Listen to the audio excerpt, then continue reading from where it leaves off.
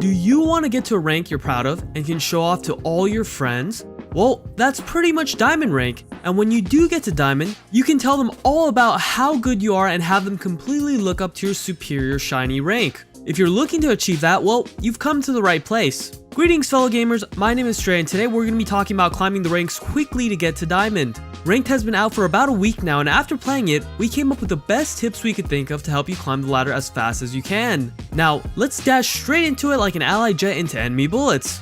First off though, as always, we have our question of the day: do you have ranked anxiety? Are you afraid of queuing up for rank because you don't think you're good enough? Or do you think it's a fun challenge for you to try and compete to be the best? For me, I personally love competition and love learning games inside and out. I almost always try to practice to get to a solid level in terms of game mechanics and then start grinding in the competitive mode. If I lose, I always think of it as a fantastic opportunity to improve and learn, greatly inspired by the late Kobe Bryant. RIP. I know not everybody's mentality is like that, so let me know in the comment sections your thought on ranked and how will you all handle it. Love seeing the grind by you guys, keep it up and do your best.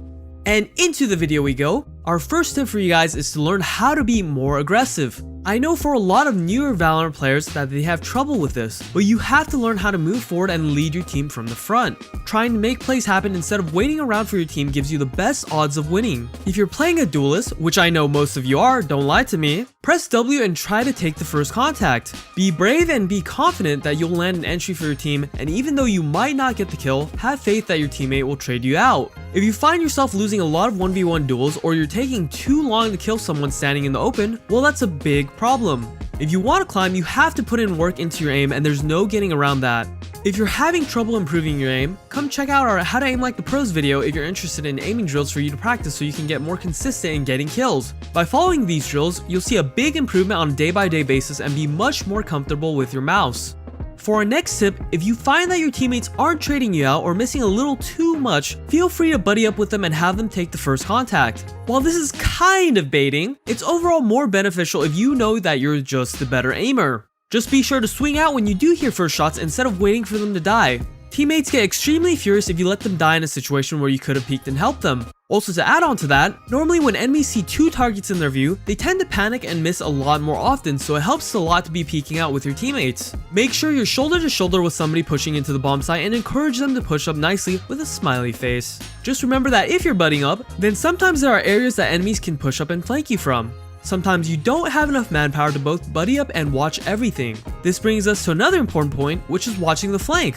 I see a lot of lower tier players that don't understand this concept and they get heavily punished by it. Wherever there is an area teammates aren't watching, it means that area can be pushed out by the enemy team. So occasionally you want to glance over in that area and clear it out. Enemies pushing on the defending side is a huge risk and reward for both teams, but people want to win the round for their team. If they get into a good position, they might wipe out your entire team. But if you manage to kill the flanking rat, it provides a pretty big window of opportunity for your team to hit a bomb site with man advantage. I want to tell all of you rank climbers to constantly be glancing at your minimap. Whatever area you see your teammates are not watching, peek over there occasionally to make sure you guys aren't getting flanked. It's a horrible feeling to get shot at from behind, and even worse to see your whole team die to one person. In order to achieve a higher rank, I'm telling you to watch the flank. Next up is knowing your abilities. What is the purpose of your abilities? Are you designed to entry into area like Phoenix, Reyna, or Jet? Or maybe your controller designed to cut off lines of sight? Or are you perhaps an intel gatherer like Silver or Cypher? Well, whatever you are, make sure you know your strengths and weaknesses. Smokes are great for executing onto the site, but if you only use it for that, then it's totally choreographed and the enemies can quickly rotate. You can also use smokes to take control of certain parts of the map, such as if you're working on a map like Split A, you can choose to smoke A main and send some guys up to take Heaven control. Heaven is an essential area on the A site, so having control over it is amazing as it provides high ground and cuts off rotations. One simple smoke can have that much impact over the game. Make sure you know what areas are good to smoke for different occasions. I'd recommend going over pro VODs or watch tournaments to learn what areas are the best to smoke. For flashes, mostly they are used for entry. Reyna and Phoenix mainly can flash themselves in, while Breach is used to flash for teammates. If you are going into a hotly contested zone, like for example Haven Garage, you'll most likely want to have flashes to give your team the best chances of taking that area. Without flashes, it's pretty hard to entry in as you'll have to run straight into the opponent's crosshair, and that's almost never a good option. As for Sova and Cypher, they have great tools to scout with Recon Bolt and Spy Cam respectively. Both can be used to find where enemies are located so you won't have to clear every angle when attacking. On the defensive side, they're great for finding out which bomb site the enemy is hitting. So if you're planning to main a certain agent, make sure you know their abilities in and out, so you'll get the maximum amount of value out of them. And moving on to another ability, albeit a more powerful one, the ultimate. Ultimates are huge game changers in the way they impact the game. Knowing how to keep building and setting up yourself to use it is huge. An underrated tip I have for you guys is to start fighting for as many ultimate orbs if you can. My favorite example is at Haven A-Long, where if I'm a controller, I can smoke it out and get the ultimate orb almost every round. If I'm kinda expecting people to jump out, I normally give the orb a tap or two to bait people to jump through the smoke, but for the most part this gives me so many more ultimate stacks. Of course there are times where it's a little too dangerous to go for the orb, so I concede it, but if they're not pressuring my side of the map, I always take the orb. Whatever side you're playing on, I really want you to start fighting more for ultimate orbs.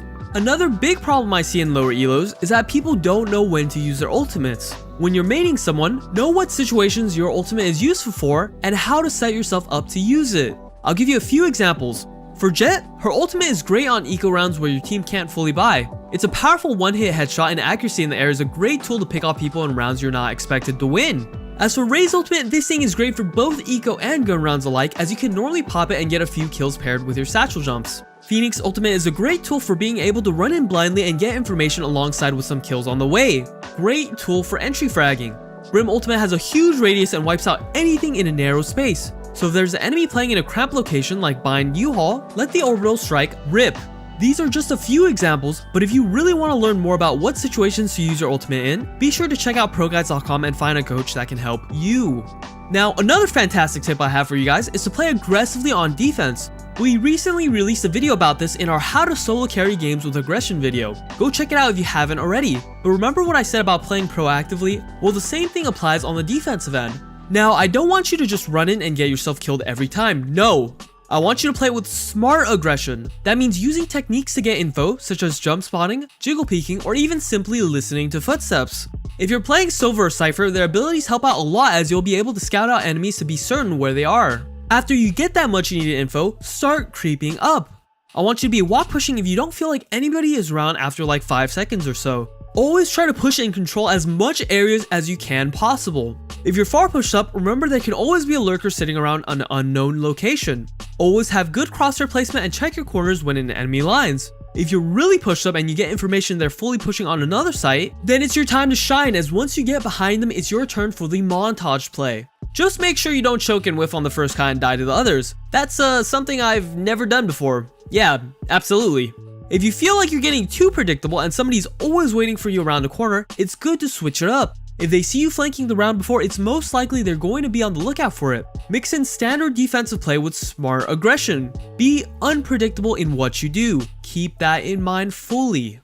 And our last tip is going to be thinking about the enemy position. Always keep a mental tab where enemies might be located. If you're on offense, make sure you understand where enemies are defaulting and how to adjust based on the information you see. A common example I frequently notice would be like on Bind, where you see the enemy team likes playing 3A. If you know their default and then you hear 2 people take the TP, then it's a pretty big chance they will only have 1 on A. So where do you go? Obviously to A, duh. You want the best chance of taking a site, and with only one person, you want to abuse the fact that he can't watch everything by himself. He will also get swarmed and traded out if you all go together. It's thinking like this that will help you climb to the top. Be sure to constantly be thinking about defender rotations and where they're going based on what happens in the game. The faster you're able to process this information, the more window of opportunities are going to show and the more rounds you're going to win. And that's gonna be it for this video. Hope you guys are having a lot of fun playing competitively. I know ranked is stressful sometimes and you might not get the best teammates, but take it easy, as everybody is trying to improve at this new game. Focus on making the right play yourself and worry not about how your team is doing. If you can get first blood every few rounds, that'll be enough to win your team the game. If you enjoyed this video, please like, comment, and subscribe. See y'all in the future videos and keep up the grind. Again, it's Stray and I'm signing out. Peace out, folks.